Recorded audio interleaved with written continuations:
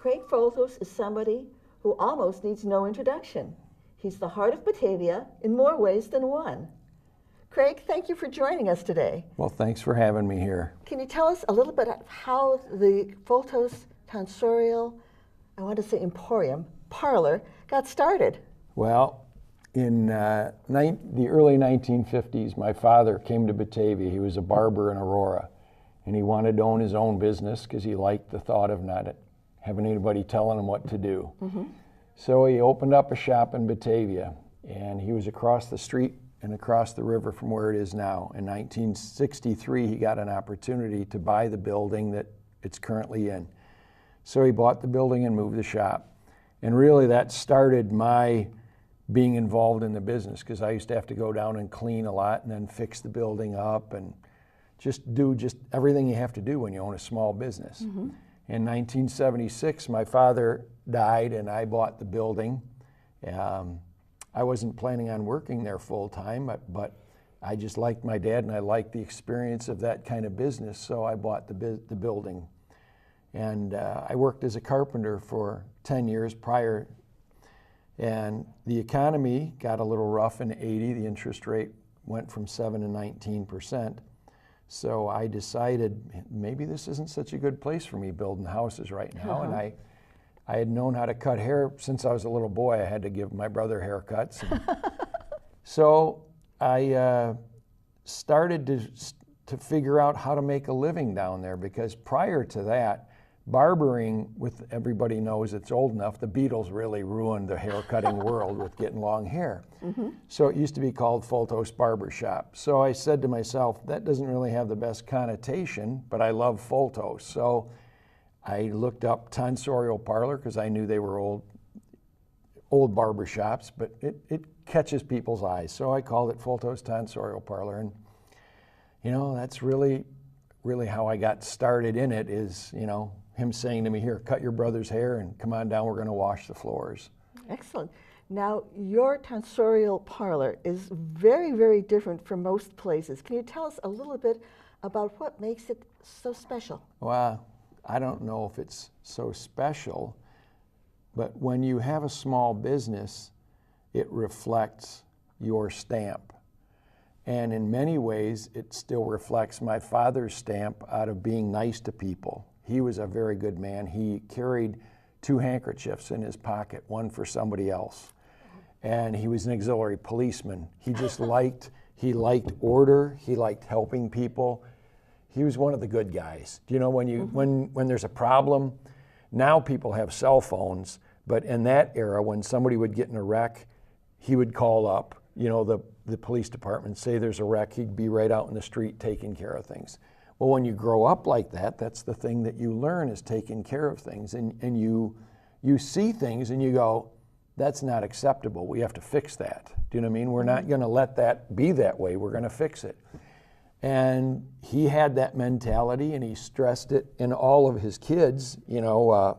So my siblings and I, that's just how we think. And so, you know, it says Foltos on there. I'm responsible for it. So it better be in some part the way I want it to be, by being nice to people. You know, because really the hair cutting part, I always tell people, what's on your head is important, but what's in your head is equally as important.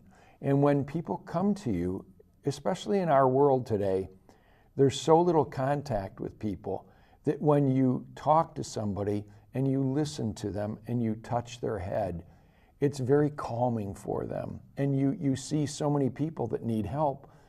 The number of older people that I give haircuts to that say to me, I hope you don't mind me talking. I don't have anybody else to talk to. Because when you get older, sometimes you don't have anybody to talk to. And if you don't feel heard, it can make you pretty crazy in your head. Can you tell us about some special experiences you've had while you've been at the Tonsorial Parlor? Oh, you know, it's funny you should ask, because I write a newsletter and I write about people, but I want to write a book called Things I Learned in a Barbershop. And you just learn, I think the things that stand out, there's just so many, is seeing the goodness of people. I'll never forget, we have an event called Shop Around the Clock, and we cut hair for 24 hours. We donate all the money to a charity, Ronald McDonald House. And probably about 15 years ago, I had this woman, she was in her mid to late 80s, that drove down and found a parking space far away and walked so she could donate $5. And I'll never forget her putting the money in and showing it to me. Do you know what I mean? Mm-hmm. And that's the kind of stuff when you see people, because we want to help by nature. We just don't know how to help. So I just try and facilitate how people can help. Like we have a coat drive. I love when people bring in their coats. Do you know what I mean? Mm-hmm. And to know that they're helping somebody out. I go, why should it hang around in a closet wasting space when you can help somebody? Right. So I think those, I mean, I like to laugh a lot, so we have a lot of humor laughing down there. I mean, there's just been so many dang funny things that happen, you know, watching people. But seeing people, it's like you with your family, when you see somebody get out of character, that's probably one of the funniest. Do you know what I mean? Mm-hmm. That everybody, and you laugh at them and you go, man, that's Uncle George, and I didn't expect him to do that. Right. You know, and those are really the things that are enjoyable, is seeing the growth. But when you see people that are in stress, whether they've just had a broken relationship, lost a job, whatever, or they're just their health or their family members having bad health, things like that. Just sitting here thinking here, I remember I got a letter from a man one time, and he came in and he told me he had just come from his sister dying. And so we talked about it, and we kidded around about a few things, and he sent me a letter, and I've had this happen more than once, where he said, you know, I came in here knowing you would make me feel better. Well, what else is there in your life? Do you know what I mean? If you can do that. And when you see people that are in stress and you can make it just a little bit better, then it's a little easier to sleep at night knowing you're doing the right thing rather than just chasing money. Because, man, if you're chasing money, it's the wrong thing. You know, there's never enough. It's never going to make you happy enough. So that would be about my favorite memories from the place. And what are your goals? I know you have a million of them, so we can have some of your favorites. Well, I'm trying to create a space up the street. I'd like to build a couple buildings to add some more people downtown and more viable businesses, because living downtown, I'm spoiled. I live in Batavia. I like to walk around and see things. Mm-hmm. I like beauty. I like creating more sculptures. More than anything, at this stage in my life, I like helping other people get involved in stuff. Do you know what I mean? Because you know that I read not too long ago, and the guy said, you know, you only have about 80, 85 trips around the sun. And you go, I'd kind of like it to matter what I'm doing, and then leaving something so other people can facilitate the growth around the sun a little easier. So, I mean, we did this thing probably 12 years ago now, where we cut out a bunch of fish, gave them to people, and they decorated all along the Riverwalk. That was fun, because I like seeing people do that. I'd like to do some of those projects. There's a whole slew of projects I have like that, but really I like systems.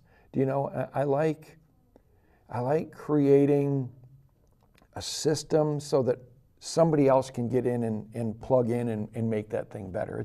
It's what's nice about Batavia. They have good schools. They have a good park district. Heck, you can call the mayor, or you can go down to McDonald's any day at 3 o'clock and talk to him if you got a problem. Absolutely. That's a great system. Yes. You know, there aren't many places where you get somebody's ear when you're complaining or whatever it is. But don't just complain. If you got something nice to tell them that nice too, because it's hard being in public service. You got to fix a lot of people's problems. Absolutely. So how can people find you? For those in our viewing audience that don't know where to find you already, where are you? And when are you there? We're 4 doors east of the river on the north side of the street. Conveniently located, I always tell people, conveniently located on the banks of the beautiful Fox River in downtown Batavia. Absolutely. Look for the fish fountain out in front. Absolutely. And how can they find out more about the Tonsorial Parlor and perhaps see you to make an appointment to get a lovely haircut from you or your wonderful staff? They can always, people Google the world now. They can Google Foltos. They can visit our website, which it's not as nice as it should be because I'm so dang busy with doing everything else. But or they can just stop in, give me a call, give me a holler, just walk in. I like meeting new people. You know, our lives are better by the number of people that know each other, because if we don't know each other, then we get crazy thoughts in our heads, and it doesn't always work so well when you get those crazy thoughts like that. Great. Well, Craig, thank you so much for joining us today, and I'm glad you could stop by. Well, thank you for having me. See you around town. Absolutely.